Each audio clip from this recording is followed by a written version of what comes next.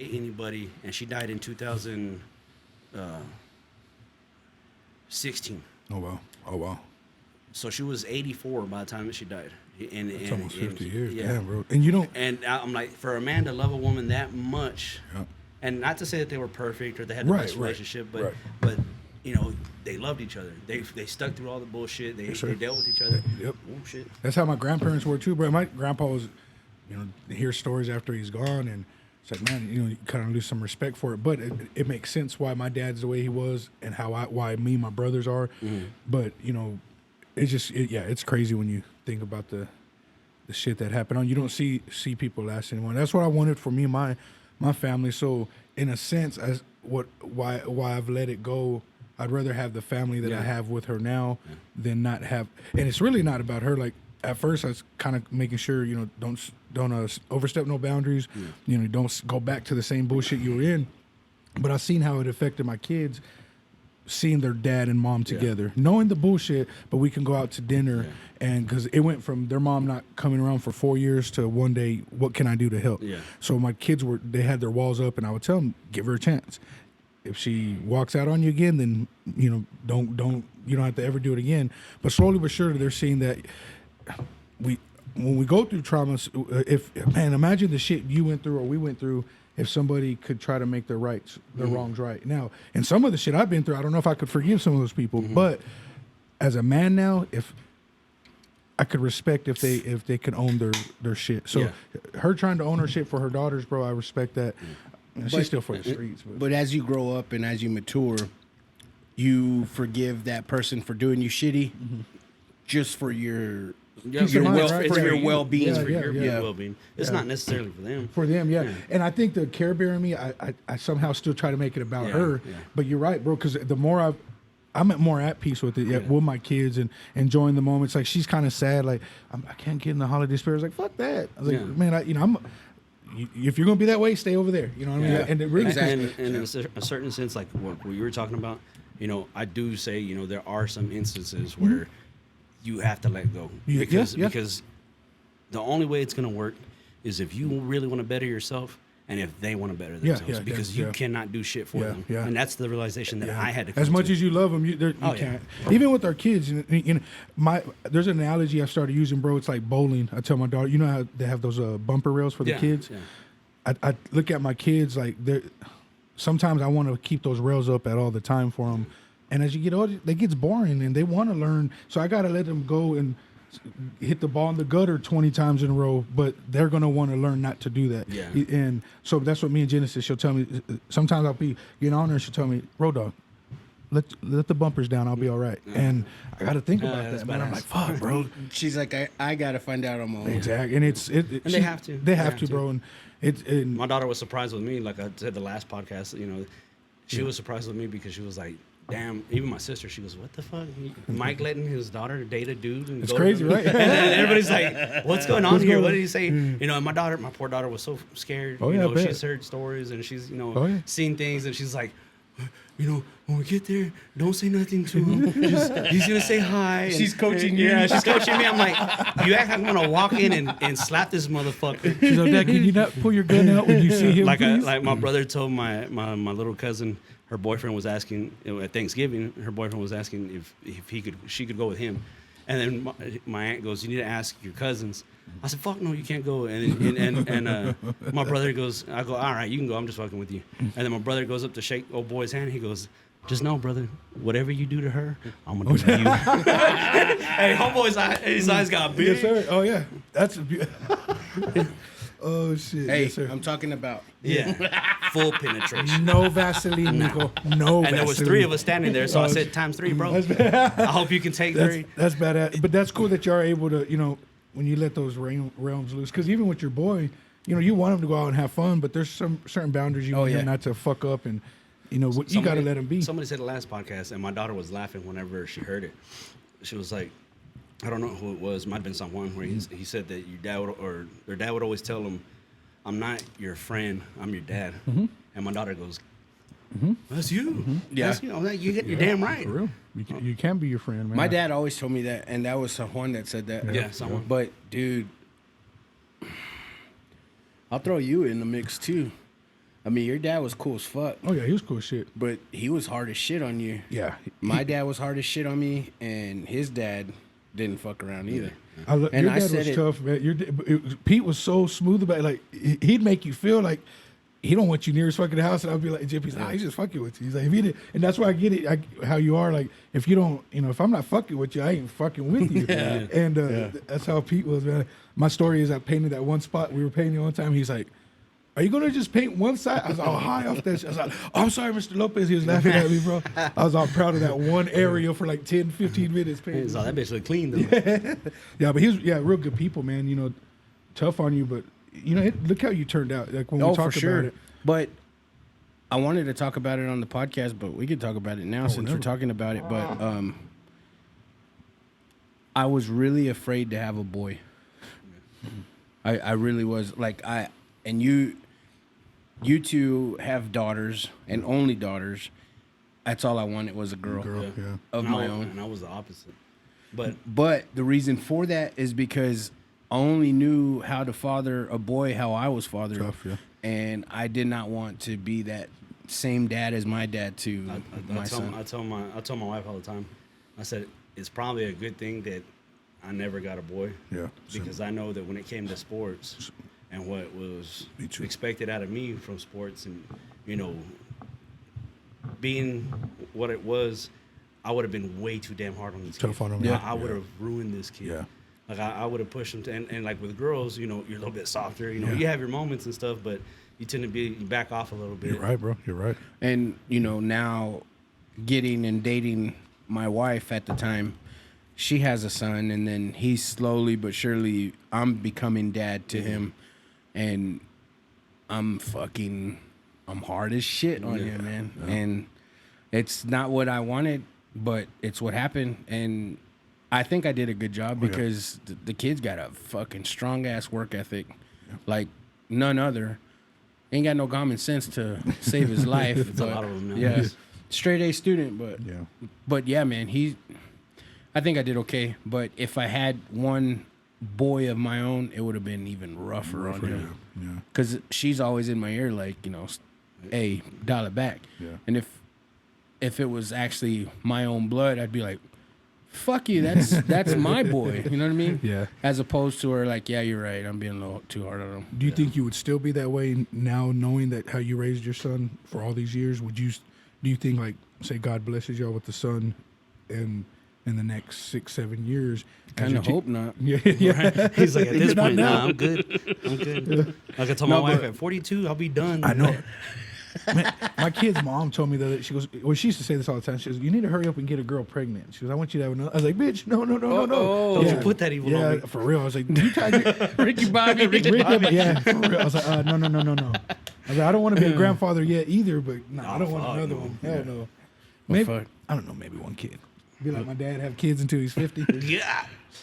I think he had kids until probably can't- that y'all didn't even know about. Oh, for real, bro. My youngest sister, I think she just turned like 24 finally. I'm like, damn, dude, that's nuts, bro. Yeah. And my oldest. How old are you? I'm 43. And I thought me and my brother being 12 years apart was. Nah, bro, dude. the oldest is 50. My oldest brother's 50, and my youngest, so almost like 25 years apart. Bro. And like JP said, that we know He of. was knocking them down. Oh, he was, bro. My dad was a big puto. God rest his soul. God. He loved chasing pussy. Oh dude. yeah, even on his deathbed, man. That was his like, favorite pastime. That was It wasn't baseball. Yeah, he liked a different baseball, kind but of glove. I think he was batting 1,000. Ah, dang. oh shit. Yeah, he was a character, man. Well, fucking, let's start this show. John Eric. Media.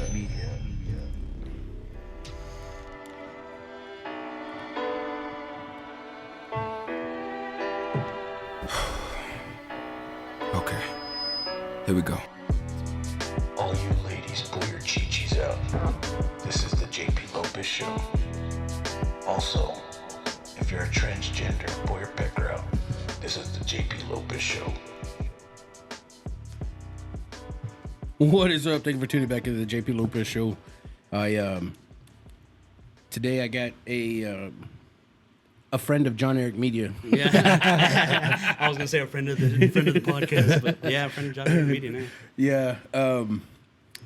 Today's guest is Mr. Mike Landine. He's been featured on the Donnie Flams podcast on Monday. Yeah, on Monday. I have to check that one out. I haven't checked this newest one out yet. So go give that man a listen. He it came on Monday. But Okay, cool. anyways, so what's up, guys? It's going pretty good. Yes, sir. Another day in paradise, brother. Yeah. Fuck. So your boy fucked up his knee pretty bad. Man, bro. What? Yeah, I don't know if like I think I tore a ligament, to be honest with you. You went Yeah. tumbling and stumbling. Yeah, your Man, boy bro. went tumbling, stumbling, tripping. That's what. We were doing our choreographer. Okay, too. Gwen Savannah. I did it just in time too, man, because we go to the beach next week. So That's right. maybe I'll do some rehab over there. Yeah.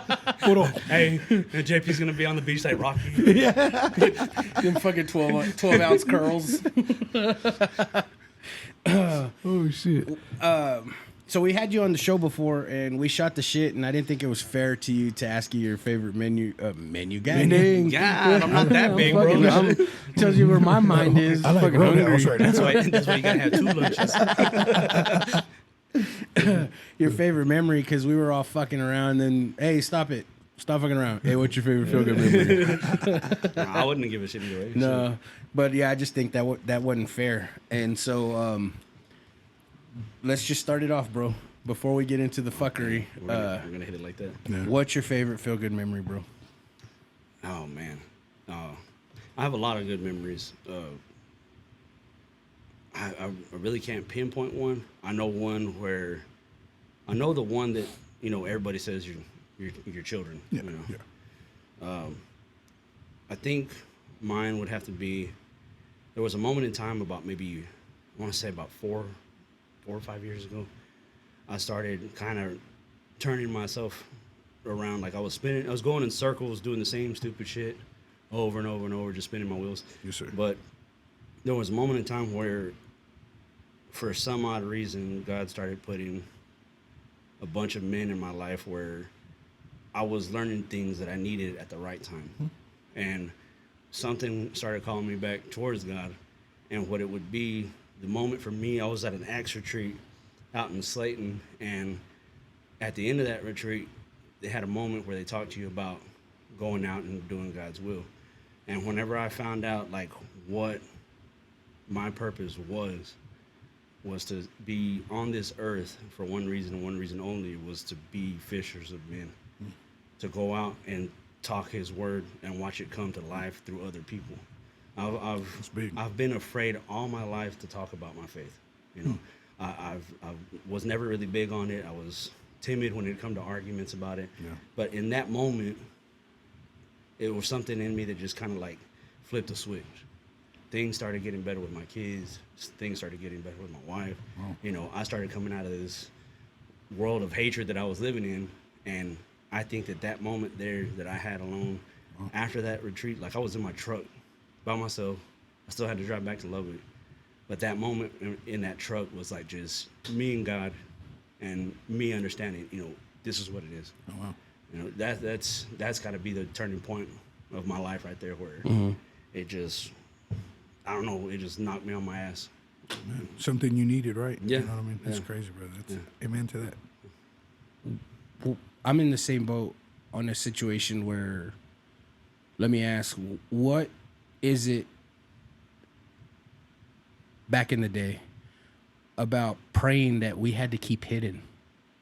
Because I was like you, man. Like I would have to like hide and pray. Yeah. Maybe I didn't want no one to see me praying. Do you think it was like maybe we thought it was a form of weakness? Because we grew up in the macho. We had to be either like down, esse, or we had to be like from the hood. And a lot of times, I think maybe it was uncles or cousins or somebody made us feel like we were weak when we prayed, right? So I know when I first went to churches in 7th grade, shout out to Amato Fraga, he's the one that got me to go to church, and I was embarrassed and shy. But then when I guess what you probably had an encounter with was the Holy Spirit, right? Yeah. So when I first kind of had that encounter as a kid, I didn't care. So you talk about like, man, we'd be drinking, and I'd tell you, man, Jesus loves you. I didn't want to be a hypocrite, but I figured like even in my mess, I'm gonna let you know that you're worth being loved. That's one of the biggest things. Yeah. You beat yourself up and you're afraid because you're like, oh well, here I am messing up. Right. I mean, you look at any story in the Bible. Oh yeah, Look they're at full any- of mess ups, it's man. full Yeah. of mess Oh ups, yeah, bro. yeah. Not Yeah. one of us is perfect. And I think that kind of ties into where we feel weak if we not necessarily maybe weak, but vulnerable. You know, where we don't want people to think like we're soft or something like that. And then I know I would tease too, but some people would tease me, think I was just doing it to get closer to the girls, and sometimes I did. You know, because I'd go to Pentecostal church or to what do y'all have CCD or something like that. Yeah. I'd go to. Because they would have dances and the girls would dance, but it was networking. I got to meet some of my lifelong friends through doing shit like that. But to answer that question, I know I kind of felt weak, you know, when I would pray around certain groups of people.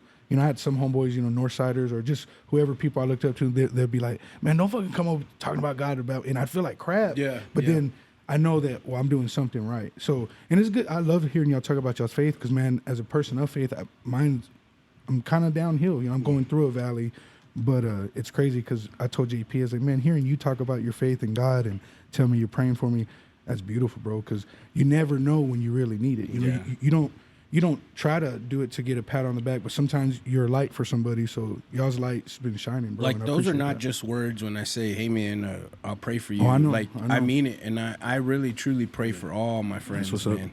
I pray for all their success, and I pray that they get everything that they're working hard for. You know, but like you just struck something in my head that ever since I was a kid, because I grew up in being. My grandpa was a deacon. My grandma was a Guadalupana and taught Sunday school. So I grew up in the Catholic religion, being an altar boy for forever, and then going through the, your confirmation and your communion, and it would still be like, I got to go over here on my own and hide and pray. Okay. It was never like I was never at peace, like showing people that I'm praying. Even in the restaurant, like families would pray over their food in the restaurant. Yeah. In my mind, I have to do it secretly. Yeah. I was embarrassed when my mom would make us do that. Yeah. Like I don't know why, but I was embarrassed. Yeah. I didn't want anybody looking at me while I was praying. Yeah, because you didn't want any eyes on you in an embarrassed way, like, oh, this is embarrassing. Yeah. I don't know why. I think a lot of that comes from confrontations between churches and churches. Like when I pulled myself out of that deal of, everybody, oh, well, you're Catholic or you're Christian or you're Jewish. That division, Y'all don't realize that we're all under one God regardless. Yeah. And you're sitting there bickering with each other, fighting with each other, kind of like you were talking about earlier. They want to split us up and make us fight again. Yeah, the divide and conquer. Divide and conquer deal. Oh, yeah. And when you realize that, I am not any better than this man sitting right in front of me. Sure. And who knows what this guy's going in front of him. That's right. And if I look at you in your face right now, I'm looking at something that was created in God's image. Amen to that. And how can I say things and treat you the way that I like I'd be spitting in God's face if I would do that. I do it.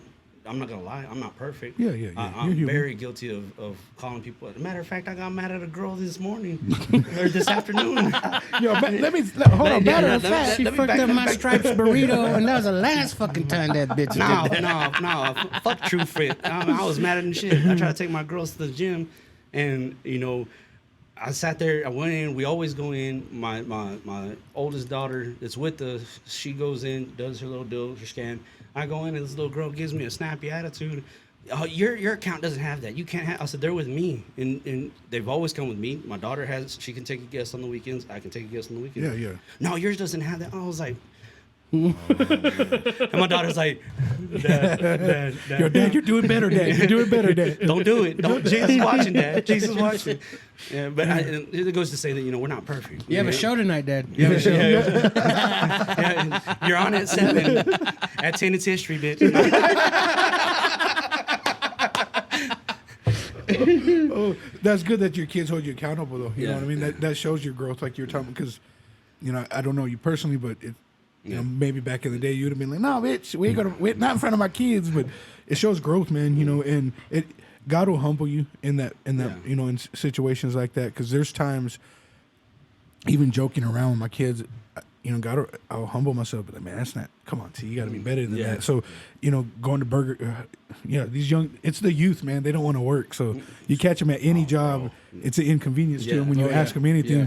And I'm old school, you know. I'm kind of like, man, let me get back there and do it my damn self. But Yeah. yeah, growth is when your kids can snap a finger and you be like, okay, I'll quit giving the business money quick Me as too. shit. Yeah, Oh, me yeah. too. I If wanted your to- I was employees ready to. always Yeah. have a fucking bad attitude, Yeah. bro. And If I go that's- there like 2 or 3 times and all 2 or 3 times your employees have a shitty attitude, I'll never Yeah, go back. bye. Yeah. And I've seen that girl there once before. She's like a college student age. Yeah. You know, I've seen her once before there, and nothing. Hi, how you doing? Good morning. And this, I was like, man. I called my wife, and my wife's like, "You're yelling at me for no reason." She was like, "It wasn't me." I was like, "Oh, yeah, sorry." I'm just venting, babe. I'm just I was venting. like, "This bitch over here." Oh, you want to give me shit too? I was like, "Man, I just got my new Karen cut, bitch. I'm about to burn this bitch down." Oh shit. So I saw on TikTok, it was a black pastor in a black church, and I say that specifically because you know like they always me and my wife were talking about that yesterday actually, like they always bring like more swag, like they make Are you shit talking cool. about that Jamaican pastor? No, he was an American pastor, but like they just make shit cooler. You know what I mean? Yeah, yeah. And I have no idea what's doing that. It's my headphones. I'm getting too close to the mic. I don't know why, but it's What was it me? Oh, no. yeah, okay, yeah. That's sorry. Anyways, My bad. My bad. so anyways, Fuck your ears. he was saying, yeah, you know, basically he was basically saying I'm not a hypocrite because he was like, I come up here and I preach to y'all and I tell y'all follow Jesus and to fight them demons and blah blah blah, and it's not blah blah blah, but I don't remember all that he said. But then he said, then I go home and I become a hypocrite because I'm still addicted to porn. I'm still looking at porn and I'm still talking bad to my wife and all this shit. And it was that video that made me say like fuck, because I come over here and I tell y'all, you know, God has done wonders in my life, but I'm not perfect, you know, Yeah. like. And, I'm not. and you're not. We're not called to be, bro. And here I am. Who am I to preach? But even when I was strong in it, I beat myself up about that a lot. Because here I feel like, because when we deal with the outside stuff and we're trying to help somebody else and we're trying to tell them the goodness of God, we don't want to show them our weaknesses to make, you know, subconscious. We don't want people to think that we're lying or we're making God out to something that he's not. In your mess, you can show somebody how good God is. You know, a person's perspective of God is their own perspective. The way you find God and the way you tell others about God, that's directly from how God's put in your path, right? Yeah. So it's not hypocritical. What I've learned is now if I'm sitting here saying I'm put hands on you and that God gave me this message while I smoke a joint, well then you're probably not going to want to hear everything I say. But when you humble yourself and you say I'm not Jesus, you know, I'm a follower of Him. I know I need to do better. You're on the right path. You know what I'm saying? Because when you want to do better, you're going to do better. The only way that you're gonna become perfect is through God. Oh himself. yeah. And You know. and He doesn't call us to, man. It's cool. He doesn't call us to be perfect. You know what I mean? And He gave us a perfect son. Even in my moments when I question this and question that, God loves us so much that, you know, we say it says that He gave His only begotten Son, but He loved us so much that He gave us His perfect Son, you know, so we didn't have to be perfect. So when we put that pressure on ourselves to be something, that's not of God, right? Yeah, Because, you know, and yeah, you know, I can get into that all day, but yeah, you don't have to be perfect, man. No, You know. you don't. It's just that I have to find ways to relate the Bible Yeah. into something that sticks in my mind or that becomes tattooed on my mind. Yeah. Because I can read the Bible and number one, I don't understand a lot of it because of how it's worded. Yeah, it's tough. But then number two, like it's just you're supposed to meditate on the word and stuff like that. Man, my mind is everywhere elsewhere when I'm trying to specifically sit down and read the word of God, and I just can't turn down my idiotic mind, and then let alone I can't even understand what it's saying. So I mean, Yeah, I guess because you're trying to find a way to relate to it. Yeah, I guess. yeah. But the amazing thing about it, yeah, you're still trying. You're trying to learn. Yeah. You're trying to do it. The thing that I see that's beautiful is, yeah, you're given this gift. You've talked about it multiple times. We talked about it on the podcast. Before your dad went, he gave you this gift, and he implanted that the faith of a mustard seed. When I see you and I hear that story, I think of having the faith of a mustard seed. You plant that mustard seed and it grows into something big, beautiful. You know, it is something so small, and you don't realize it until you get to this point. This podcast that you've had, the way that you guys talk, your homeboys, life experiences, you're touching people that have never talked about this stuff. They're seeing things through y'all that they're like, oh crap, I'm not the only one going through this shit. I'm not the only one that's been through this. Just in being here, it's two different men. Thomas, Paul, same situations. Had kids early, had a family, stuff went awry. We said it early. Kids with kids. Yeah, kids with kids. kids, You know, and now I see that, I'm like, man, I hear Thomas on the first few that you had, and I was like, damn, dude. I was like, holy crap. You know, this dude's been through some shit. Yeah. And then me and Paul talking here before the pod, the first one, and he's like, man, dude, I never realized that, we all went through the similar things, not the exact same things, but similar things. And in the way that you are speaking and you are teaching men how to speak to each other and work as a tribe, not hold it in and just bottle it up to where you explode. You just this little bit of therapy every now and then, every week. Man, I told Flams earlier today, whenever we were trying to do his deal, that makes my week, man. I hear all this stuff. I hear y'all shooting the shit, laughing, and man, I'll be having some shit days sometimes. And I get on, I hear him laughing, or you saying something dumb as shit, and I'm there like, God damn, that ain't JP. No, not me, man. Not me. Even like I told you, even my sister, now my sister's there. Hey, did you hear this part? That's awesome. Them fucking cheeseburgers with it, no cheese. I was like, Dad, cheese is 8 cents. We got cheese at home, motherfucker. Fuck. Yeah. But that's hearing what you're saying. That's a beautiful thing, because not to preach, but isn't that what discipleship? Ain't that what Jesus like? Now we're not comparing anybody of us to Jesus. That's what we're missing. But we like to think the disciples were holier than thou too, but they weren't. You hear the story. Was it Peter that Simon Peter had anger problems? Yeah, and he hit the soldier with the knife. So I would like to think they're probably a bunch of screw-ups like us too, but they had something in common, right? Even Judas, everybody always, talks about the bad part of it, but, there's a meme that says Jesus let Judas eat too. Yeah. Because he knew, right? It's part of the plan. So our screw-ups and our mess-ups are part of it. My Cooter, man, my brother Steve, shout out. We call him Coot. He'll kick my ass if I call him Cooter. But he always taught me, he goes, it's not about your mess-up. He goes, what are you going to do after it? Yeah. So in my darkness and my divorce, man, I was depressed, really suicidal. A lot of people talk about it, but I was close to it. And he came down and, man, shout out to my brother. But yeah, he told me, he's like, it's not about your fuck ups. What are you going to do about it? Yeah. What are you going to do after the fact? And he told that to so I tell that to my ex-wife, when she go without, but I put y'all through this. And I was like, what are you going to do after it? What are you doing now? She's like, I'm trying to be a mother. And I was like, and that's what you go off of. Yeah. So yeah, hearing you talk about it, man, we ain't got to be perfect, but I hope man, you like those song, This Little Light of Mine, I'm gonna let it shine. Yeah, your light shining, bro, and I appreciate you. Well, I appreciate you saying that, man, but it's hard, man. It's I really feel I don't know I don't know how to soften this, because it really sounds like in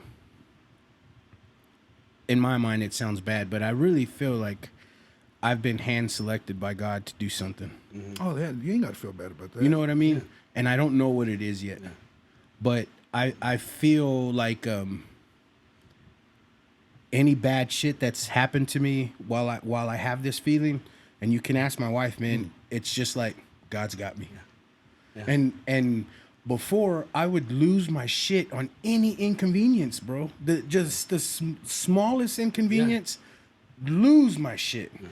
And I put my wife through fucking hell when we were dating, because she would be like, what's your leave me the fuck alone too, get the fuck away from me. And she's like, and just the smallest. But now, man, and I've here lately we've gone through some shit, and I'm just like, God's got me. Man. And I would never ever felt like that before. Yeah. That's a peace that you have, brother. And a Yeah. lot of men and women look for that and hold on to that. So even when you miss your pops, remember that peace. You have that peace when things go bad. When you can really feel that way, when you know that God's got you, bro, Yeah. you are light years ahead of where you think you are. Because that's that peace, man. That's knowing that, you know, no matter what, where I go, God's been there. He's already planned it out. He's got me. I can say it, but if I don't walk in it, it's just talking Yeah. it. And I struggle with that. I struggle because, man, I am that doubting Thomas, man. My name fits me to the T. I want to see God, right? I want to. In the Bible, he talks about Thomas wanted to see Jesus, so he's like, "Here, put your finger in my hole." And I used to think, like, man, that, you know, why would I be that way? I'm wrong. But then I think, well, no, Jesus said, okay, if that's what it takes, here, I love you enough, right? So sometimes we gotta see it. Yo, can you go a little bit lower? But sometimes we want to see it, you know, and we struggle with it. Yeah. But if you have that peace that you have, it's going to rub off on partners, wife, your son, you know, nieces, nephews, and shit like that. And like I said, my kids, they saw you this past weekend. I didn't get to make it out there. Oh, bro. They love you to death, bro. And they're like, Dad, I felt bad You because did a damn good job with they're your like, girls, Dad, I bro. wish I should have took some money out there. My Venmo was Hell acting up. no. I was like, man, just tell Theo he would have, you know, charged you. You could have paid later or something. But no, they love what you do on here, man, and you've given me an outlet for my kids because, you know, I don't bitch at them nearly as much because I can come on here and No, let you can somebody- vent, yeah. For real. I was over there telling people, you know, it's not a story, but there's a little old dude. There's a dude on a truck, and if you can spot him, he might have some bourbon. Might have some- Just ask him for some. He'll Just pour ask you him. some. He's gonna have people going up to him. Hey, wait, get away from me! I don't fucking know you. Mike told me. I'm gonna be over there. Damn, look at that famous dude over there. But that feeling that you got, man. I've been like that here lately, and I talked to you last time when I was on the pod, and I said there was this overwhelming feeling of like this spiritual warfare of just this madness mess that I was confused. I felt in a daze. I don't know what's wrong with me. Okay. And Friday, you know, I was been going through a lot of stuff with my job, and didn't get what I thought I was gonna get paid. It was my wife's birthday, and she was like, you know, don't worry about it. You know, we don't gotta do nothing. I was like, you know what? I'm not gonna let this fucking ruin it for me. I said, I've been getting mad too long for nothing. I said, we're gonna make this happen. Yeah. And then we're gonna go eat. And then she was like, oh, let's go to that art show deal. And I was like, oh, cool. You know, we'll go over there and hang out. Had a good little time, man. Yeah. You know, had to walk from fucking 13th all the way over there. She was like, I shouldn't have worn boots. I was like, I'd carry you, but I got badass knees. We'll take a shuttle next time, baby. Yeah. No, but it's badass, though. that feeling that you're talking about, man, I've been like that for a good while now. I try to not. I like to call it the honeymoon phase because you're on this high of God. You're on this deal of, you know, what He can do for you, and you want to tell everybody, and you want everybody to feel like you. But it takes time to push that message. People look at you like you're crazy, and there's people out there that you never would have thought that think about God the way that you do. Yeah. I had 3 dudes at work, man, that pulled me through some tough times. Amen. One of them, old dude, and I have no judgment towards anybody, any religion. This dude, you know, he's a Jehovah's Witness, and I mean, he came to me one day. He's like, "Hey, man, how you doing? You know, you all right? You know." Never pushed his religion on me, but when we started talking about God, it was just like this relief of just shit between. He was going through shit I didn't know. I was going through shit he didn't know. And you know, now we talk to you, shoot the shit every once in a while at work. You know, And that's tight. Yeah, and you got these people like that God just randomly plants. Mike Sandoval, my tool guy, he's one of them. Amen. My Okay, boy cool. Roy Contreras, he's another one that any moment, hey bro, I'm feeling bad, or what do you think about this? You know, and he starts shooting shit with me, letting me, you know, just lighting that fire within each other. You know, and that's when I felt the need with JP. You know, whenever he was starting everything, going through everything, that's when I told him, I said, look, dog, everything that you're doing is benefiting people that you have no clue how it's benefiting. Amen, bro. And they're gonna start randomly coming up to you, you know, telling you how they feel. You know, it's so helpful. And it's, you know, like you said, you don't want to be, oh, you know, I was selected to do this, but you just feel something that you should do something. Yeah, and you should feel honored, man. God, you know, God, Oh, he don't believe need me, us, right? He like- don't need us. Believe me, I do. But on the daily, I'm praying for Him to show me the path, because I feel that I'm selected for something, but I just don't know what. But it's like you said, it's the calmness of the storm that I'm like, God's got me. You're selected to be who you are, bro. Like to the stuff you, even the down stuff that you may have gone through, the struggles, the frustrations, the loss, the pain, all of that's part of your story, bro. And that the fact that you give God glory in that. You know, I struggle with finding my purpose, and then I realized it's just to be the best father I can be, the best brother I can be, the best son, the best ex-husband, whatever it may be. And you learn as you go. But your purpose, bro, like the more you doing this, and like you came out of nowhere, right? God's using you to plant that seed in somebody. You know, giving a shout out to your partners, helping me put food on my table. You know what I mean? That's God's work, brother. Yeah. You know, I've struggled many times. I'm like, God, where in the hell are you? You know, I got to provide. And then I come on here and you're like, hey, put your name and number out there. And then I get a dang text message, hey, my mom lives in so-and-so. And I'm like, dude, you know what I mean? And we say it's not you, but you're a vessel. God's going to use anybody. But the fact that you allow him to let you be a vessel. So when you feel like you got to be perfect, no, Christ was crucified on that cross, so you don't have to be perfect. Yeah. The way I explain it to my daughters, I'm like, look, you got this laundry list of shit that you've done, the way that you screwed up. Guess who's got that tab? Yeah. So every time they say, well, man, Dad, I messed up, that receipt.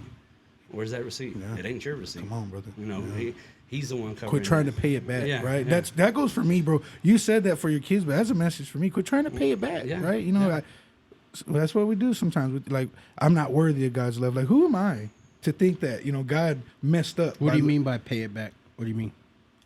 My salvation's already been paid for. You know, okay. like me, I beat myself up when I don't provide enough, or you know, because I take care of my kids, take care of my mother, try to take care of myself, and sometimes I struggle. I try to help everybody else out and put my crap to the side, and I forget that, like, what you're saying is that God's got me. I have to remember that God's got it. It's, you know, I don't have to worry about it. You know what I mean? And easier said than done. What I've always wanted to do is like start a male group of all of us, and then, you know, Not maybe like Chippendales. We tried that in high school.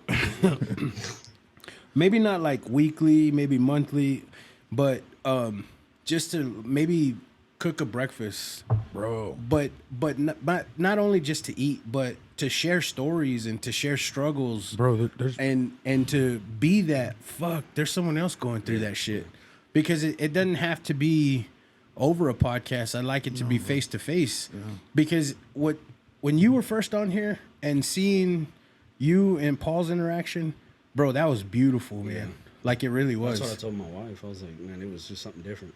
It was amazing. Man. And bro, I think crazy, I think that there's more value to that when it's face to face. And I've always wanted to, like, just fucking bring a fucking Blackstone or a disco somewhere and just make breakfast for I'll bring whoever the donuts. wants to show up. You know, amen, bro. That's And- fellowship, bro. yeah, That's fellowship. and make it a weekly or a monthly thing. And as it grows to whatever it grows into, it's just all love. Yeah. The greatest thing about all of our screw ups, it's a story that God's written that we can use to share with others. Yeah. They say iron sharpens iron, right? Sure. And the way that I put it to my daughters, I said, you got to think all those hard times and all those hard times that you've been through, you still have to thank God, because he's taking you, putting you into a fire. He's beating out all the imperfections. It hurts. It sucks. You know, he's taking that hammer, he's pounding you. At the end of the day, he pulls you out and you're a sharpened sword.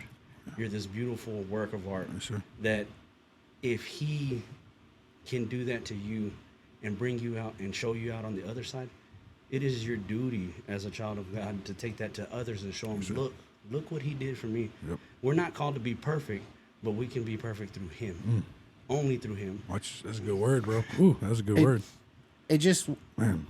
what I want to do is just show men that we can be vulnerable, and we can share our fucking struggles, Man. and it's not gay, it's not fucking soft, and there's so many guys out there, bro, that do stuff like that. Shout out to my old church, Faith Christian Family Church on 58th in Memphis. Once a month, they kind of do a breakfast thing, and it's exactly that. There's prisoners, ex-prisoners, people going through divorce. I can tell you, it saved my life, you know. Yeah. And it was for men only, but they let me take my daughters, and because I didn't know what I was doing, And so what you have on your heart, bro? That's the spirit. We do that at St. John the Baptist. Yeah. On Indiana. Okay. Every month they do one. It's called Iron. It is called Iron Sharpens Iron. Okay. And what they do is they have breakfast for everybody. They go and they'll have a speaker. So every month it's usually like around the between the 24th and the 27th they'll have one. Something like that. And they'll have something like that. My buddy that I was talking about, Michael Sandoval, that is a Snap-on truck driver. You know, he's the one that would peck at me. Hey, you should go to this. You should go to this. You should go to this. He showed me this one, and like I said, it's just once a month, once every other month. You know, they do something like that. And you're right, dude. Even if it's just something outside of the church, it's just guys getting together, kind of talking. You know, that helps more than you know. Oh, brother. Yeah. You know, Yeah. You can't do it alone, brother. And Which is why I love tailgating. Oh yeah. I mean, yes, getting fucked up and Yeah. watching football, that's the gist of it. But a big piece of it for me is seeing my friends, hanging out with my friends, Fellowship. sitting Yes, sir. down Yes, sir. with my friends, Yes, sir. talking to this friend for an hour, and then going over here and talking to a friend I ain't seen in Oh yeah.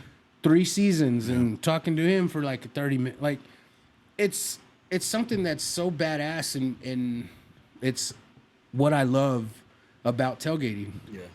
Because you just don't know who's going to show up to this game.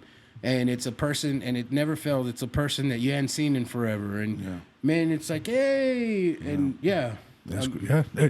I think you should. and you're do that, breaking bro. bread with them, and you're drinking with them, and it's a beautiful thing, man. yeah. It really is. And the tradition y'all have had, like I said, the circle that y'all have created with that, it's some legendary shit too. It's the crazy stuff, but also too what you're talking about, like doing something where even if it's a breakfast or a lunch or something once, like I said, maybe a month or whatever.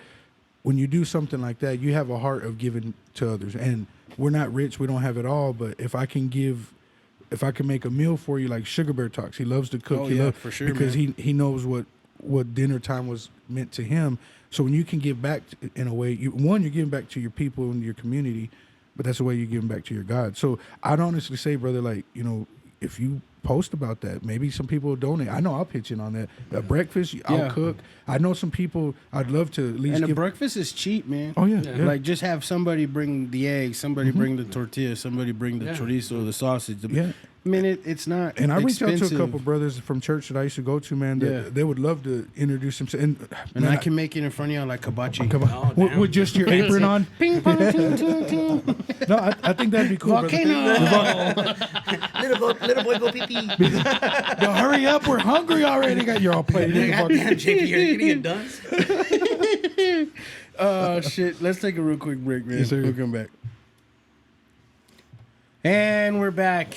And Mike just There we go. gave me Here we a go. thought. Here we go. During the break, he just gave me a Come thought on. to say, fuck the Longhorns. They made the playoff, and fuck them putos. I finally came out of the closet for JP. He's all man. Fuck them. So that's our show, Mike. Everybody can go not. So now JP Media, John Eric Media hates you. Get out. Go ahead and go. Not you, Thomas. That's why your auntie ain't shit. Yeah, I don't know what I'm having back on. We can talk about it later. Yeah, man. So I kind of hope Washington fucking murders UT. I don't know. I can't feel that way no more because my brother and not my brother, screw my brother, and my niece, she graduated. That's my baby. So Yeah. I'm a, Yeah, I can. like, you can My hate him dad for could have me. went to UT. I still say Yeah, fuck. fuck it. That's why I love you though, bro. I That's tell why- people, you know how like them old white folks were like born Yeah. to have hate in Yeah, their heart yeah. for Yeah. like black That's people how and you- Mexican. that's how you I are was with these- raised like that with UT. And I knew that. Just born to have hate in my I heart told my for wife, them I said, fuckers. I'm gonna take this to my grave. Oh, he's never gonna. I Yeah. said, I don't know if I should tell JP. I felt like I was coming out to my dad or something. Yo, I should have Meanwhile, just kept you're it. gay. You should have kept it to myself, then. Oh shit. If I didn't learn from the last episode with how y'all burn people, I was like, ah, dang, here it I comes. know. I feel bad. Keep I away feel- coming back yeah. no more. All I kept hearing, cocksucker, cocksucker. I was like, oh my I was god. watching the video. Say something. Say, I was like that dude, the black dude on Rocky. Go in the goddamn town. Defend yourself. Oh my god! For once, I was happy they weren't just shitting on me all day. Yeah, we weren't shitting on Thomas. Thomas was like, better you than me. Your hat does look fucked up. Keep on. That's my dude, man. That's some shit, bro. So let me ask you, when did you notice that your ego died? Oh man, I heard Was you. it- I heard you talking about that on the other podcast, and I was like, Yeah. I wonder if he's gonna ask that. That's a good I question. don't. It's slowly dying. It hadn't it's- hit you that. Yeah. It's now the young part of want to act big shit and fight everybody. Yeah, and that shit. It's kind of died down. My problem is like, I'm always going to the gym and my body's falling apart. Yeah. And I'm still trying to do stupid shit.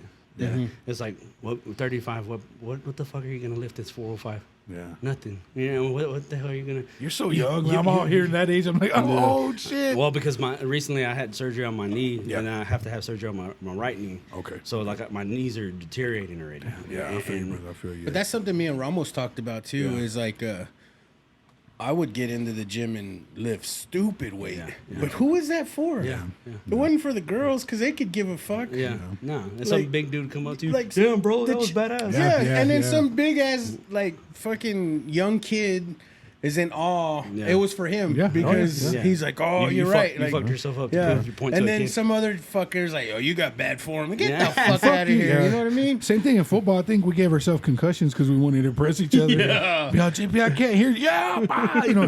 Yeah. I think that's what we do. Not to impress, but we want más chingón, you know. But Yeah. I mean, that's the way we were raised, though. Yeah, yeah. You were fighting with cousins. You were fighting with homeboys. You're getting you were- fucking swole and strong as Yeah. shit, and then the You- chick, your crush, goes and fucking hooks up with this scrawny ass. Yeah. You're Yeah. like, Couldn't hit 225, man. Fuck that bitch. that Yo, motherfucker can't bench 225 10 times. Y'all doing squats crying. Have you seen my quads? No, I told my younger brother that, My because quads. he started off when he was 16. I want to say he was 15, 16 when I started him off lifting weights and stuff. And we come from that era of the badass fucking bodybuilding, fucking Lee Priest, Ronnie. Hold on. The cutoff jeans and the construction boots. Yeah. I thought you were cool as shit with little chicken. And I got chicken legs, dog. I'm looking Little like cutoff jeans and Timberlands going to the gym and shit. Incredible Hulk what shorts. would my dad think if he walked by the room right now? he's one of those. He's like, mijo. You too, fuck. Mijo, no. You're already a Texas man. But yeah, you come from that era, Yeah. Muscle Magazine, Yeah. seeing my older cousin Isaac, he was into that stuff big time, and he was a strong dude. So it was always, I gotta keep up with Isaac. Yeah, I gotta be strong. So I would do stuff, and lift and all this shit, and I found it as a way of therapy, to kind of get some of that stress off. Trying to, Oh, yeah. I can't go to, if I go to work without going to the gym in the mornings now, because I get up like at 4, go to the gym by 5, from 5 to 7, take off to work. If I don't do that shit, man, I feel like ass when I go Yeah, to work. yeah. I feel Throws you tired, off. worn out. So I got my younger brother doing it, and he's gotten big, dude. He's strong. He's supposed to be doing. He says it's some powerlifting deal in. I don't know if it's January, but at Tech they're having a meet or Oh, something. I wouldn't Nice. doubt it. Like Nice. I've been out of the loop as far as like powerlifting Yeah. for so long, but there's so many like unsanctioned shit going on. Yeah. Like, Nowadays, yeah. like even Iron J had It's- one it's not too big- long it's ago. big now. It's yeah, big now. it's real big. Yeah, and getting him into it, and I see him now where he's at. It's Even girls are like big and into see, it. that's what I was going to get to. I go on the weekends when I go. That's why I was pissed off about True Fit, dog. Because on the weekends I've always gone and I've taken them because my second oldest, she's in powerlifting, and this year my middle child starts powerlifting. Oh, nice. And my middle child's like me. She's a fucking dog. Like she's tiny as hell. The other day she was looking at the older sister and she's like, "What does she got on there?" Oh, yeah. All right, so she made it her goal. That So competitiveness, she yes, damn sir. near she got 175 up, and she's 110 pounds. Damn. Yeah, big. She Hell she yeah. got it halfway up, and she was mad because she didn't get it all the way. But that's on deadlift, and then on her bench press, she's already badass. getting past most of the girls that are there. Yeah. And the thing that I use about her, because she watched the Dimmick girls were cold last year. They were whooping everybody's ass last year, and she used that. Country girl, Yeah, yeah. and that's what I told her. I said, "Doesn't come for it." Yeah, Comfort. Them and Hereford. girls, yeah. you had no chance. I said, we out in the country, but we ain't that in the country. But They're gonna pick up their husband by his belt when he's all passed out. that's what I take told him my- home and shit. I need So- me a woman like that. So I told my daughter, I said, you are gonna have to be the best version of yourself. Don't worry about what everybody else is lifting. Worry about what the fuck you're lifting. Yeah. You gotta. Yeah. Your biggest competition is you. And I said, and I see you, and you're just like me. You're in your head a lot. Yeah. I would get pissed at the gym, and that's the part where I'm still a little hard. Yeah. And I said, she would go and she'd be like, "What? 45?" I said, well, "You already lost. Get off the damn rack." Yeah. Well, what do you mean? I said, "Get off the damn rack." I said, "You already beat already yourself. told your head Yeah, that you you already can't do beat it. yourself that Yeah. you can't do it." I said, "You get up there," and so I started showing her videos of Ronnie Coleman. And she's like, dang. She was so every once in a while I'll come by. Start showing her Lee Priest, bro. Oh yeah, I do. Yeah. Yeah, Yeah. I do. Badass. I'll show her Lee Badass. Priest, and I'll walk by her every once in a while. Yeah, Yeah. yeah, buddy. Oh, yeah. Nothing but a peanut. Oh, yeah. And so I'll hit her with that shit, and she, you see her, you get up and start getting That's like she awesome, wants man. to. You think every like the previous generations from us, do you think they're up on the Ronnie Coleman? You think everyone knows who Ronnie Coleman is? Man, I think so. I think so. I think so because if you look at the younger kids, the only reason they're that into lifting weights is because of our generation. We're the ones that started that. Yeah. We would see when you would first get magazines and shit, that wasn't a popular deal. You would be a big person. And my daughter was telling me, she's like, oh, I see it now. She's like, it's not normal for people to be as big as you and Isaiah, and, Yeah. which is my brother. Yeah. And she goes, I see these boys that run around at school, and she's like, they're like this, Yeah. they're Oh, yeah. small, and I'm like, yeah. And then I'm like I said, I'm always honest with my daughter. I said, I ain't gonna lie. I said I took shit. I did steroids. I did whatever the hell. Yeah, oh, yeah. Once I got out of high school, it was all free game. I just wanted to get big. Oh, my did? gosh! What? But for them, it was a shock. Like they didn't. I mean, bro, I'm 5'9". I was 200 pounds. Yeah. And I got to the point where I was 255. So, It's yeah. not natural. So when I show my daughters, I'm like, these people are full of shit. Yeah, oh, yeah, I yeah. want you to understand that it's not a protein that does that. Yeah. No. I hate when they feed that crap. to John kids. Cena says he's all natural. He's like, Yeah, See, The Rock. I'm like, what the? my dad, lift weights, and when Mike was in high school, my brother was 145, 5'5", small, and they made him an offensive lineman back at Lubbock High. So my dad, it was like 4 or 5 of the dudes there. My dad, worked out at Gold's Gym. No, but he got them on testosterone, and Mike talked about like he went conference. at conference. Yeah, he got, Conference. it was the same guy cooking chicken fried steaks. So he's like, "Come here, boy." But Mike said he went from like he was like, dude, he could just feel it as he would do the workout, and he was so much faster. Well, he put on like from 145 to like 180, bro, like 35 to 40 pounds in high school alone. So in high school, I thought about it, I wanted to, but man, I remember you used to always try to get me to go work out, and I always regretted that because there was always something that wouldn't allow me to do it. And going through counseling, I learned a little bit. There's a lot of reasons, but my pops, right, he worked out a lot. So that was his thing. We'd be at Gold's Gym or any other gym, and that's where he'd fuck around on my mom and stuff when my mom wasn't there. So growing up, I love my dad. He was my king, man. That's my rey. But Yeah. there was so much shit that I didn't want to be like my dad. So yeah, I hear the stories that, I fucked 200 women by the time I met your mom and shit like that. And I'm doing the math. did? What? So I like the shock in JP's voice. He's like, what? What did you do? Did you hear that? But so many things I didn't want to be like my dad. So yeah, when we'd work out in high school, we were naturally strong. Yeah. But I couldn't, like, man, you would fucking just throw that up like nothing, and you'd try and get me to go to powerlifting, and I guess subconsciously I didn't want to do what my dad did. Yeah. But as I got older, man, I'd miss that shit because now I'm afraid to fucking lift any kind of heavyweight I shit myself. love lifting heavy, man. Yeah. Oh, yeah. I worked hard. I worked my ass off to be a strong motherfucker. Fuck yeah. And then just to have it all go to shit with my bicep Yeah. ruptured. I don't lift nearly as heavy as I used to but I still lift pretty remember that heavy for my picture, bro. age. But I was going hard in like 2001, and I was getting there, and I spiraled out of control, went through a bunch of shit, and then I tried to go back in 2002, and that's when everything went to shit, kind of like you with the rupture. Yeah. But I had to go get MRIs. My knees were swollen for 2-3 months. I thought, oh, I'm gonna just ice it. It'll go down like when we were young. Yeah. And now it's like, nah. Your body's like, nah, not no more. I don't Yeah. know when I'm gonna hit legs again. That's my younger brother. Bro. That's my younger brother, and that was me in 2021. You know, so we were at it. Yeah. Yeah. And right there, I know for sure right there he wasn't on shit. I don't think he is. He's bigger now, Bigger, yeah. but that dude is Yeah.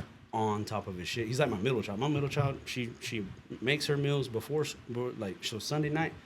We don't have any containers today. She got pissed off at me for that. She's like, oh, you didn't get none. But she'll usually make her meals for the week, and then she'll meal prep. My brother, he's the same way. You know, they say heartbreak is the best way to get that body, and he sure as hell got it that way. But he was on top of his shit. Yeah, And the he's always discipline, eating. yeah. And now that's a picture from I want to say 2 years ago. This chick is like, well, if you had that body, I wouldn't have left you. I know that's how. The sad thing is that he did. I said, bro, it might be your pecker. Well, it might be your pick. They got these Nah, things, bro, bro, I got a extensions. You ever seen them rhino pills? Hey, man, double down on the oral, bro. Double down. You know you got to do a little extra. You Mexican, bro. Oh, fuck it. So, that's not family. That isn't family. Yeah. Has there been one specific person that's been influential or instrumental in your life? Oh, I'll tell you right now, right off the bat, it was my homeboy Mike Sandoval, the Really? tool guy. Yeah, for years, like I told you, he, like, hey man, they're having a retreat. You want to go? Nah, I ain't got money. I would give him excuses. And one day he showed up. He's like, hey bro, I paid for your deal for the retreat. It starts Thursday. I'm gonna take you. Oh, wow. I was like, man, fuck you, I don't want to go. And then I got there and I was madder than hell. I wanted to punch that fucker in his face. and Turned out to be what you needed. Jesus stopped me. But, I was like, you better thank the Lord, dog. No, but he got me there, and in that moment, I tell him all the time, and I'm like, man, I thank God for you, dog. I thank God for you. I said, without you, my kids wouldn't have the dad that they have now. Man, bro. You know, they wouldn't have somebody they can go and talk to. They wouldn't have somebody. You know, even my second youngest, she was struggling with God. She was like, why do we even go to church? What's the purpose? You know, they've been through some shit, dog. Yeah. And I told her, I said, look, the reason why is because throughout my life, he's never failed me. He's never failed me. Yeah. My dad got hurt when I was 12. At that time, they were pregnant with my brother. Everything went to shit. We could have lost everything. We could have lost the house. We could have lost. He had to go to court, you know, to try to get shit situated from where he got hurt at work and stuff like that. And somehow he was still able to make ends meet at the end of the day. He was still able to have stuff. You look at him now, and you wouldn't look at a man that was disabled and think that he, with the way that he lives, and he's a very humble man, but only God can make that happen. Only God can make that. I watched him do it with my dad. I sit here, just like I was talking to Paul, I watched him with me. I had people ask me, how did you do it? 5 kids, a wife at 22, I didn't fucking do it. I didn't do it at Your all. pecker did it. Yeah. I blame that motherfucker. My dad blames cable. He's like, you didn't have no cable? And I was like, well, yeah. It was, I was listening to Z102 that. yeah, the damn fucking Sunday night radio. It was Thomas' One too many song. The 5 you ain't gotta Say too much. For me, it was Key Sweat. You ain't gotta cover you. Mike Lindy was on. Nobody. You ready for this, baby? You ready for this? Who's ready for that? Nobody. Nobody. She was like, you're right, motherfucker. Nobody wants it. Okay. Yeah, shit. I that dude right there, Michael Sandoval, man. It's good to have my homeboy. The other one that I shout out, my homeboy Frankie too. He's one dude that, man, that dude, he put up with a lot of shit from me. Yeah. And we don't talk as much anymore. We shoot the shit every once in a while, but it's one of them deals like when you see him again, it's like you never, Yes, sir. never Yeah, stop talking. It's good to have those people. When I did Christian rap, I remember a thing that came to me was surround yourself with those on the same mission. Yeah. And it doesn't have to be that perfect walk. You just have some people that encourage you to. For me, you asked that question. And for me, there's a company in town called Scarborough Specialties. I worked for them 20-something years ago. Stan Scarborough is the owner, dude. That's one of my best friends. That, through my struggles, gave me a job stuff like that. Always, millionaire type of person, but he was humbled, man. Talked to me about God, introduced me. I heard you say about the axe thing in Slayton. Yeah. We do a Christian walk out there. It's the Walk to Emmaus. Yeah. And Are you talking like Acts, like No, Acts, like or ACT. ACT, like yeah. in the book. the Bible Act, Yeah. the Book of Acts? yeah, Okay. and so he invited me out there. So when Nah, I we was out there just throwing Throwing axes. axes? That's what It's I like- In the name of the Lord, bro. in the name of Jesus, Here's that Holy Spirit. If you dodge enough, you believe in God. he's all, Thomas, go run out there real quick. We're gonna shoot you. God love. He invited me when I went through a divorce. I needed a job, man, and I struggle with my faith. I've said it again. I pray that your listeners out there and y'all guys keep lifting me up. But Stan Scarborough is one guy. He my wife the night I caught her screwing around, man. The next morning I'm in a world. She left. I'm with my kids. I'm in my chones, and I'm wanting to cry. And I'm like, God, send me somebody. I was like, what the fuck? Pardon my French. Forgive me, Lord. I was like, what the fuck, God? What do I do? And in my heart, I felt, go see Stan Scarborough. And I'm like, and I'm talking out loud. I was like, I don't want to go see Stan. What the fuck? Blah, blah. I had quit on him like years ago. So long story short, I go see this dude. I didn't know what to do. I'm crying, bro. And Stan Scarborough, he's a white guy. You look at him, you don't think he can ball. This is athletic white dude, cool people, owns his own, just a servant of God, bro. And I haven't talked about the story in forever. So I just go in to see him. I was like, and he sees me. He goes, man, Thomas, you look like shit. And I was like, Stan, I'm Thanks. I was like, my wife, blah, blah, blah. I haven't eaten 2 days. And he gives me an apple, bro. And he's like, eat this. I was like, I don't want it. He goes, eat it. So I'm eating the apple, and it was like the best fucking thing I had ever eaten in my life. I was just like enjoying all the juice, and I'm just like, I need it so much. So he saved. It wasn't him. He'll tell you it wasn't. He didn't save my life, but so I go there, and he fed me an apple, but he started telling me how much God loves me, bro. And he was telling me how much God loves my wife and my kids, and that all this was going to be for his glory, right? So he gave me a job. Long story short, he comes up to me one day and says, there's this church thing, and I feel like God wants you to be there. He got the dates mixed up, signed me up wrong. So I went to this thing not wanting to go. Like, so I was like, man, I don't want to be here. You're going to spend the night for 3-4 days with people you don't know at an old church. I was like, dude, I do not want to be here. And in that moment, dude, like, God found me there. Like, he was, he's always with you. And I'm the human. I want to see Jesus in human form. So sometimes, like, God, just come down here and fix it. Snap it. Yeah, but we were there with a bunch of drug addicts, these young kids that were tweaking, bro, coming down, and somebody loved them so much that they paid for them to go to this retreat. And man, God found me there, and I've met other people that were going through the same type of divorce or whatever. Some guys were cheating on their wives. Met a dude that used to beat his wife, and for him to share that with, he's like, I'm a coward, man. I've done drugs. I beat my wife. He's like, but I don't want that no more. And I've seen God transform people, and I was a part of that, and I want to continue to be that. I want to be a blessing to people. I want my story. But what you told me outside was you heard my situation when I wasn't necessarily giving God glory. I was just telling you about my and then it's like, wait, God's going to use you whether you want him to use it or not. So in my mess, one listener, maybe somebody else out there. So I just wanted to tell you, man, I pray that you understand there's going to be somebody out there. Maybe it's one of us, we go home, something you said is only going to just ignite something in us. So the struggles you had to go through, the frustrations your kids may have had to face with what you went through, it's all for where you're at now, bro. And I just pray that you continue to walk in that light, dude, and be that light for somebody else, man. And barely getting to know you, but I'm proud of you in that sense, bro. For I real. appreciate it. I mean that, bro. I'm very proud of you. Yeah, I mean, man, just hearing that in itself, it's one of those of, like I said, when I found you, they told us, now go out and be fishers of men. I wasn't doing this for me. Yeah. I'm not. Mike Sandoval didn't do it for him. For him, yeah. For real, bro. Yeah. He saw somebody hurting, and something in him told him, "Hey, that guy needs it." Yeah. Same thing with you, bro. He needs it. There's people out there that need to hear, like I said, your testimony. Yes, sir. You don't have to go into the details and stuff like that. And if you do feel comfortable, do it. Some people. Another guy, God rest his soul, he passed away a while back, and it was David Masonette. A story that he shared just hit me dead in the heart, and that's one of the other ones that just opened me up to where I was like, man, I'm not alone. Yeah.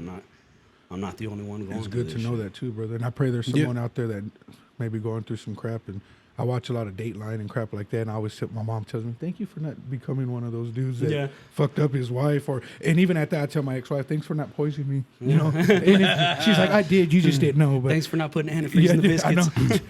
So, Andrew Chapa, this guy, him and Mickey Arizola, those two men, aside from anyone in my family that was like a mentor and like an honorary uncle that kind of showed me through their hardships that you're gonna be all right. Yeah. You know what I mean? But Thank God for them. Man. I'm at Tech and I apply for a position at the Health Science Center. I go through the interview and I told them, like, is this a part-time position? Because I'm a student. And they said, yeah, we'll hire you and you'll come in part-time. Just give us your school schedule and we'll work around it. Like, badass. So then the semester's over, summer starts, and I'm like, I'm not going to summer school so I can work full-time. They said, yeah, you can work full-time. Became a full-time employee. Well, looking back, they never said, like, you're not going back to part-time. You know what I mean? Yeah. So summer is over, and I'm like, well, I hand them my schedule for the fall semester at Tech, and they're like, no, you're full-time. And I was like, y'all never said that this was going to be a permanent thing. Y'all said I can go full-time. Yeah. They're like, yeah, well, you're not going back to part-time because we're not hiring part-timers no more. So I was like, this is bullshit. Like, you never fucking told me, like, this is gonna be a permanent thing. Yeah. So then I go, fuck it. I think I'm smarter than them. So I continue to do part-time shit until, like, they, you know, quote unquote, let me go. Yeah. So then got written up, come back the next day after class, and then they're like, we're telling you're full, you gotta come here. I'm like, I'm not. Like, I'm sorry. Yeah. So then they go through the process of firing me. So final written whatever, and then they're like, all right, you're gone. Like, see you. So I don't know. Back then, of course, I was still hitting the gym pretty hard, but I don't know, other than God, it being God's will, I don't know why I immediately go from getting fired to the gym. Like, you know what I mean? Like, straight to the fucking gym to get this frustration, this anger out. So the guy that I always see at the gym at 5 o'clock is there at like 1 or lunchtime. Yeah. And I was like, what's up, Andrew? You're here early. And he's like, oh yeah. He's like, what are you doing? So, man, I'm just working out this frustration, man. I don't know what the fuck I'm going to do. He's like, what? I go, I just got fired and I have no idea where I'm going to go start working or looking for a job now. Yeah. And he goes, well, what do you do? I was like, just bullshit patient services just because I'm a student. And he was like, oh, okay. So that was that. And then he works out and then he finishes his workout and he comes up to me. He's like, so you're looking for a job? I go, yeah, I am now. And then he goes, okay, show up to, he gives me the address. He's like, show up here tomorrow and fill out an application. And I go, well, where's this? He goes, that's my work. I work for South Plains Electric. And then I go, but this is like off the loop or some shit. And he goes, yeah, that's where their admin office is. Yeah. He goes, just tell them I sent you and fill out an app. And I was like, what the fuck? I go, okay. So the next day I go over there and I was like, hey, Andrew sent me. I'm just here to fill out an application. I fill out the app and it's basically like I got the job. She goes, okay, so when did you want to start? And I was like, what the fuck? Like, I don't got an interview or nothing. Yeah. And get the job. This dude, like, every day that I'm working there, goes in there, talks to me, like, just coaches me through the day. Like, you don't need to be mad at that bullshit. Oh, yeah, well, my homeboy fucked up here. Dude, they'll learn here. Yeah. Like, he just taught me so much shit just through conversation. Yeah. And then telling me his stories of, when I was young, blah, blah, blah. And all that shit was God's will, bro. Because I had no intention. I had no idea that I was ever going to work for an electric company, period. And then I stay there till I finish school. I asked them, hey, man, y'all got full-time jobs? They're like, nah, we don't now, but you can go to the warehouse until there is one. Yeah. I went to the warehouse. I learned the equipment in the warehouse. Then a position becomes available, and I grab the position because I know the equipment.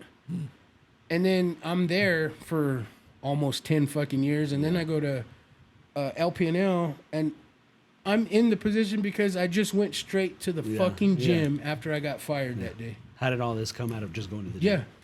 gym? That's crazy. That's God being faithful to you, man. That's awesome. That's exactly what it is. That's Because like I said, you see it. You don't see it when you're young, but you see it afterwards. You're like, how the hell did this happen? How am I here? How am I at this point in my life? I don't deserve what I have. At a certain point, my kids shouldn't want to be around their dad. Yeah. You know, my wife shouldn't want to be around her husband, but all of it worked out the way that Yeah. it should. It's fucking insane, Yeah. bro. It's nuts how it all works out. You're right.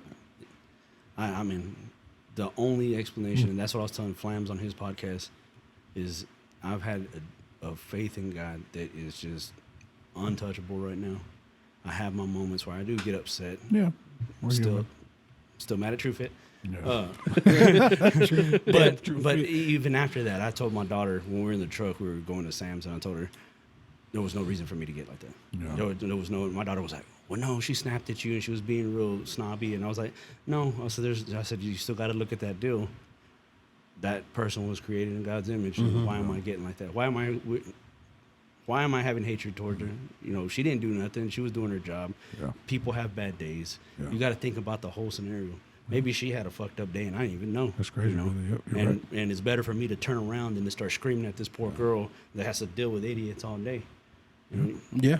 Yeah. And it's awesome though that your daughter was there, because even though she's taking Dad's side, you're letting her know like Yeah. it's okay to look at it from a different point of view. We don't always have to be right. And I try to teach my daughter, because they're our protectors. You know what I mean? Yeah. Like, no, Dad, you have every right, but you're letting her know I could have handled it different. Maybe she's going through something, and that's just that God's man. He's giving you a peace, bro, and that's growth, man. Yeah, And I love it, man. I can't. That's cool shit. I like to dude. call it. I was telling Flams, I like to call it the honeymoon phase. You know, try not to lose that honeymoon phase. You're in love with them. You're on this high, but know that bad shit's gonna happen. You're gonna have moments where you're mad at the world, but you got to remember that you're still on this earth. Your kids are healthy. Your wife's healthy. You have a job. Like I told Flams again, I could be mad at my job, or I could be happy that I have a job. Amen. For sure. I could be pissed off that my truck's breaking down, or I could be happy that I have a truck that I have to fix. Yeah. Come on, You know, bro. I could sit there and bitch about all these things, my home, my dogs getting on my nerves, but you have all You this have stuff. all that, bro. And this is a bad thing about, us Americans. We're so damn spoiled that we forget how good we have it. For real, brother. Yeah. You're right on. Yeah. Sometimes I bitch because I take care of my mother. I've said it on the podcast, and sometimes I get frustrated dealing with her and stuff. And you hit it right on the nail.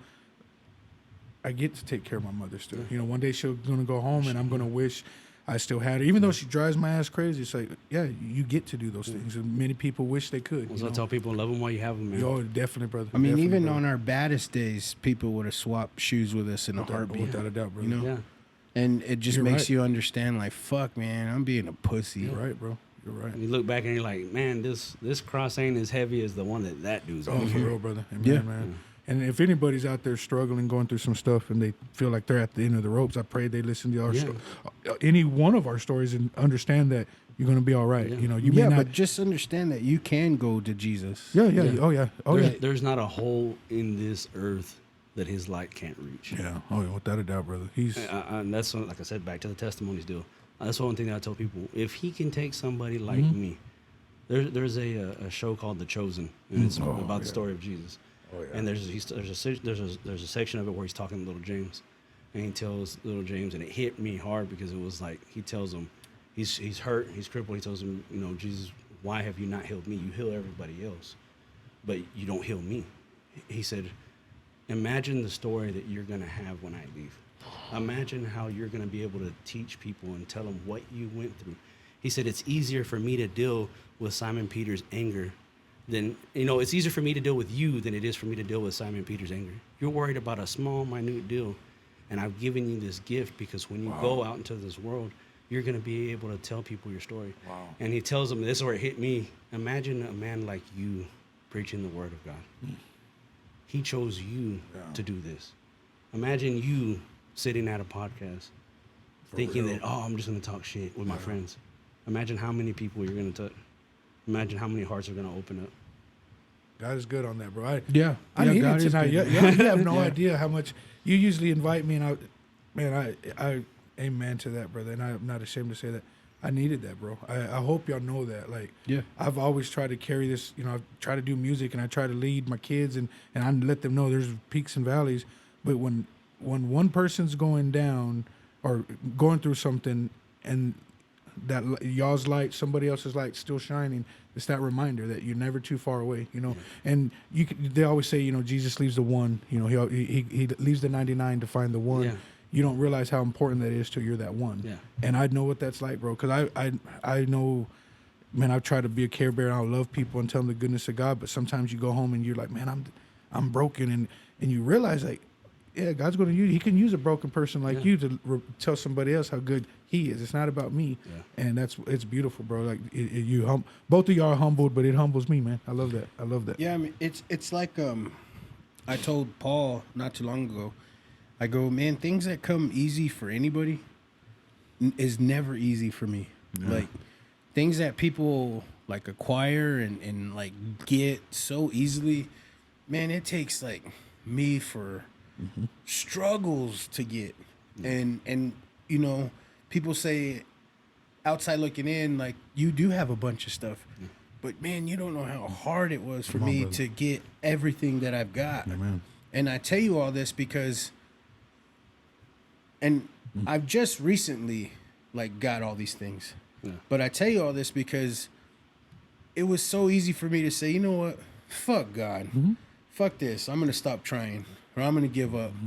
But it was still me and my faith that I was like, God's got me. I think I can get this. I'm going to get it. I got it. Boom. So Like, frustrated, but still trusting Yeah. that He's got you. Yeah. That's the crazy thing. Was that you didn't realize that, but that's that faith of a mustard seed. So the fact that you held on to that, and look what it's grown into. And are you perfect? No. But that seed that was planted for you, you've planted that in many people, not only on the show, but just, hey, bro, I love you. I'm proud of you. You know, telling my kids, your son, his homeboys, you're planting seeds different. And it's funny because press rewind, who would have thought JP'd be the one Yeah, for sure, man. refreshing people, bro? Yeah. But, you know, God he will use you, bro. You know, he turned... I was Saul one of the those po- guys. I was like, Yeah. Thomas, don't bring that Yeah. God shit over here, Thomas. And, Go over there. and I'd feel like crap, but then he'd be like, man, I didn't mean it personally, but I also knew. I would just be like, but I love you, bro. And I've had random people that they would tell me, get the fuck out of here, back, and they'll apologize to me now. I'm like, oh, dude, I'm a fuck up now. You ain't gotta. But it's I like, screw up too, bro. Yeah, I fuck up. But it was crazy because, you know, I used to feel hypocritical, and one time he brought it up on it, and I went home kind of felt like, man, why was I talking to Jesus about Jesus all the time when I was fucked up or I was drunk or I was going through some things? And you hit it wasn't about me. God was like, I'm gonna use you. Yeah. You know, it's not about us. You know what I mean? We're just a vessel. And sometimes some people out there can get too caught up in that, like, oh, God's using me. Look at me. Look at me. And God's like, no, I don't. You know, they used to tell me, God, I tell people when they're listening, when I introduce them to this podcast, one of my biggest things that I use from JP is I tell people when you're listening to it, listen to JP talk in the beginning of the episodes. First episode. Start it over from the beginning.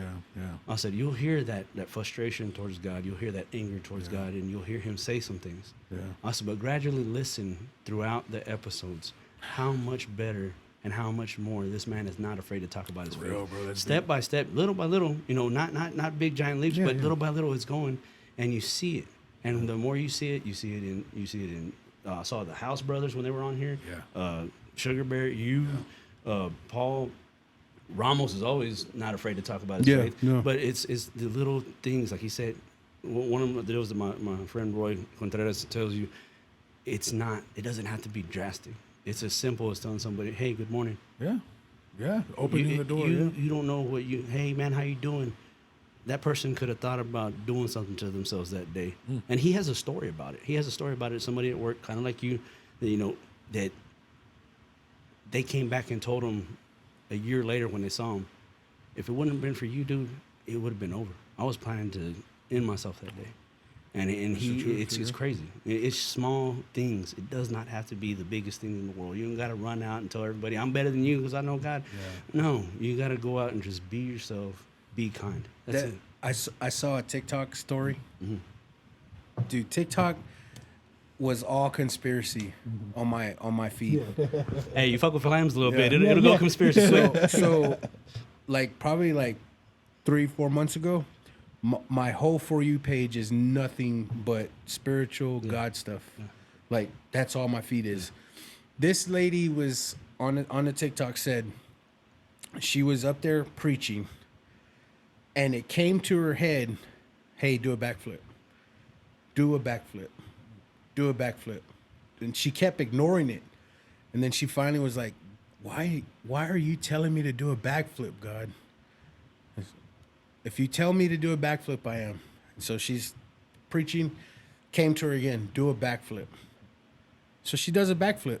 And I don't know if she said if she landed it or what, but she said she did a backflip, right? Yeah. She said a guy in the front row stands up and says, all right, that's it. I'm a believer. That's it. And she's like, excuse me? And he told her, I told God that that's it. I was going to end my life today, right now. And if he didn't show me something, and if this lady doesn't do a backflip right now, I'm going to go home and kill myself. Golly. And she did a backflip, bro.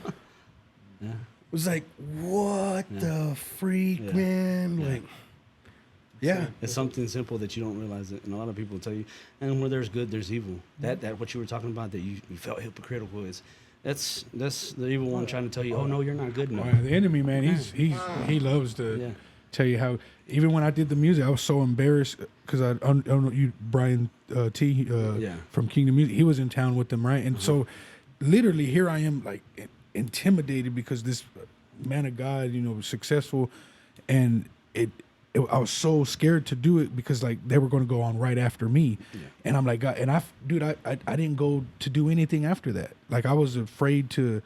I think I even told you when I was like that. It was what I said. It's embarrassing, dude. I was like, I saw the video and I was just scared, right? And so the human side of me took over. And I was like, man, God, it wasn't about you at all. Well, some little girl afterwards, because my sister's the one that put it out, and she's back in the streets and doing some bad things, but God used her. That's another testimony. I was so afraid to put stuff out there because I was embarrassed that people would look at me. And in my song, it's literally talking about the message. I'm telling you, it's about a message, but I was so afraid that God used my sister, who was a meth head, just got out of prison. She put it out, and that's how certain people reached out to me. So I was so embarrassed and afraid that God couldn't be glorified in that.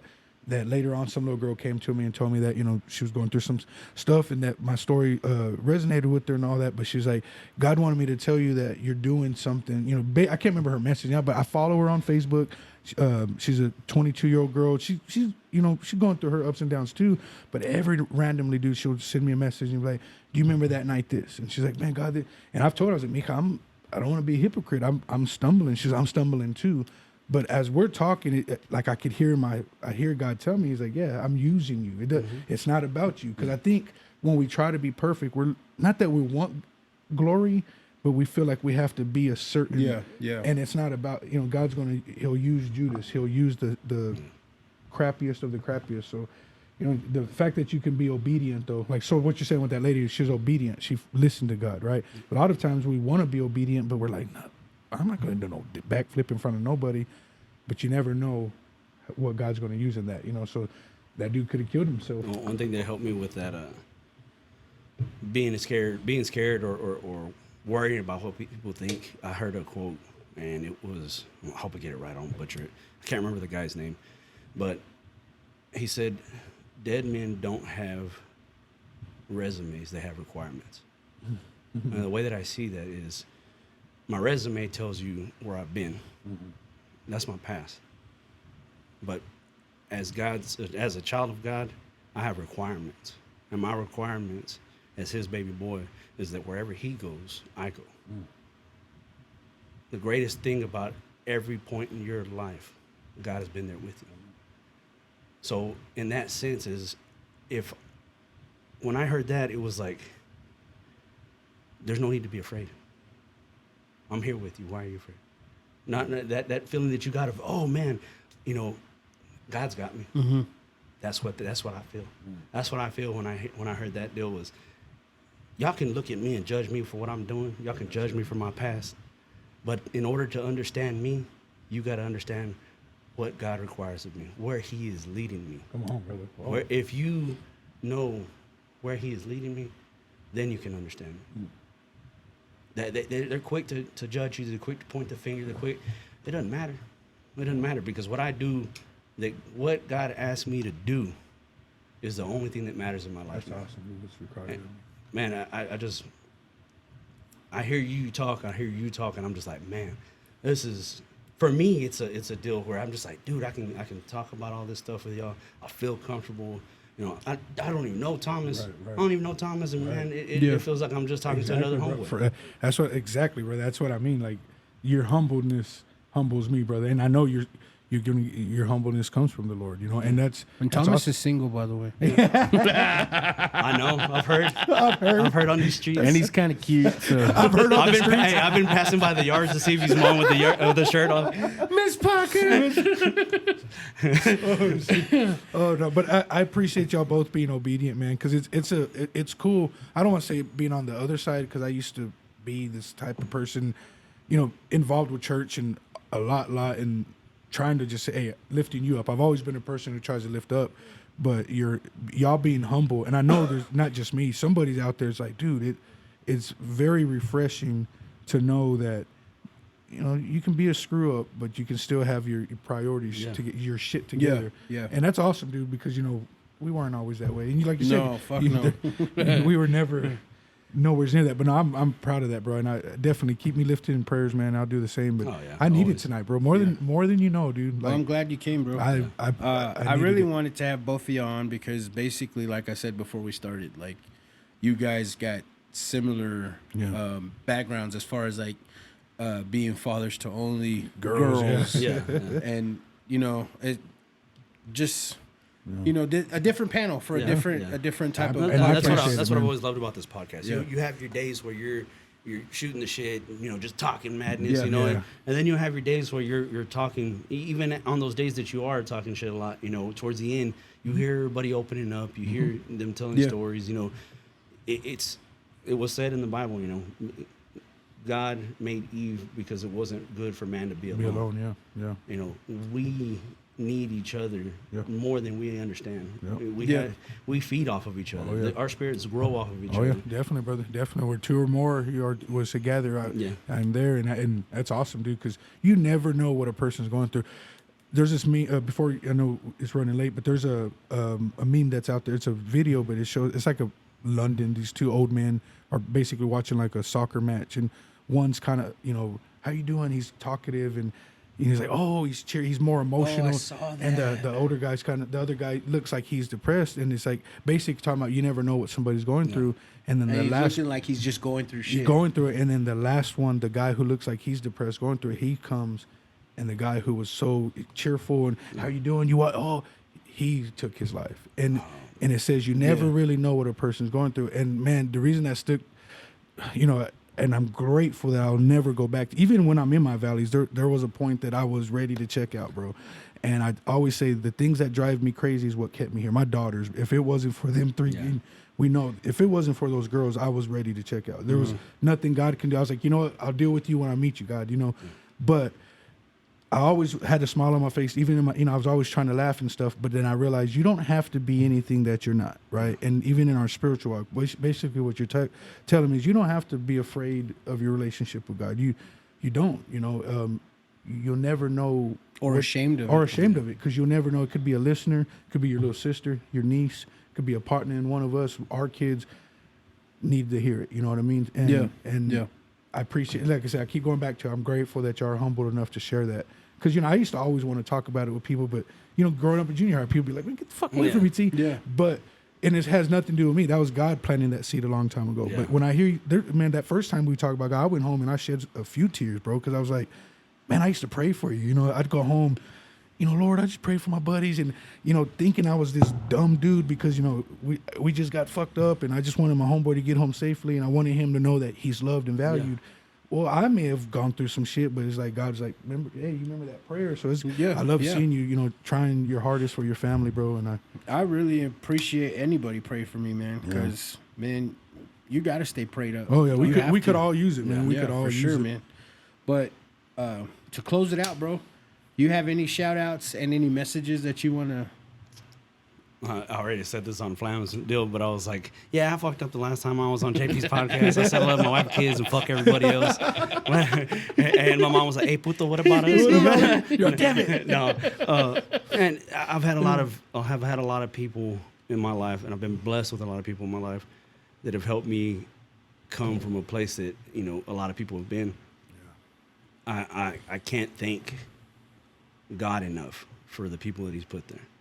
I want to shout out my kids, my wife, my whole family, John Eric Media, JP, Flams, Thomas, all the guys that have been on your podcast, that have shared their stories, that you know, it's just been a refreshing deal where it just, man, it just feels it's good, dude. It's good.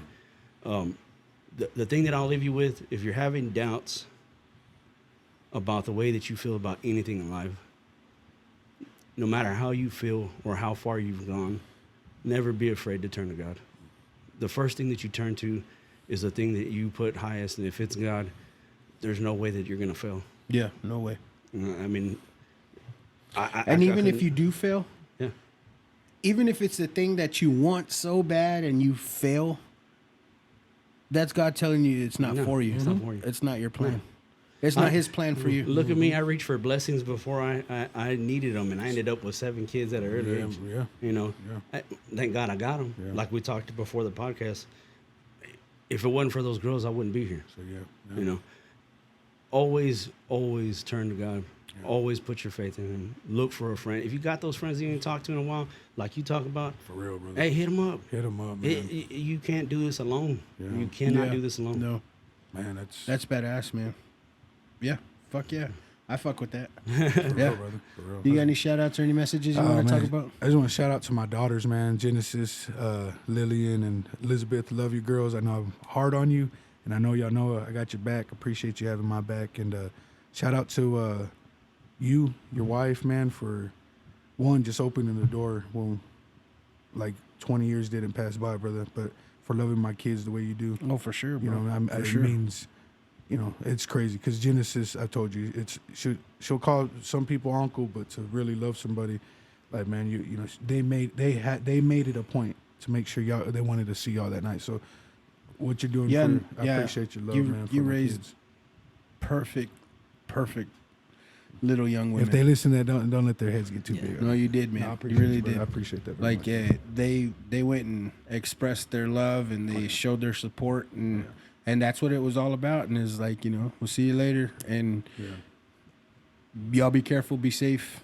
Oh, It was awesome to see them Yeah, come well, out there and support us. Like man. I said, man, I appreciate y'all loving them the way you Yeah. do, bro. You and your old lady, and you know, shout out to all you listeners, brother. Yeah. You know, you're doing something good, brother. I'm proud of you. Well, I appreciate that, man. Shout you two guys out for being here today. But the message that I want to talk about or just get off my chest is we got Christmas coming up, and the world, the government, whatever you feel, the universe, whatever you think is coming at us, it's fighting at us hard.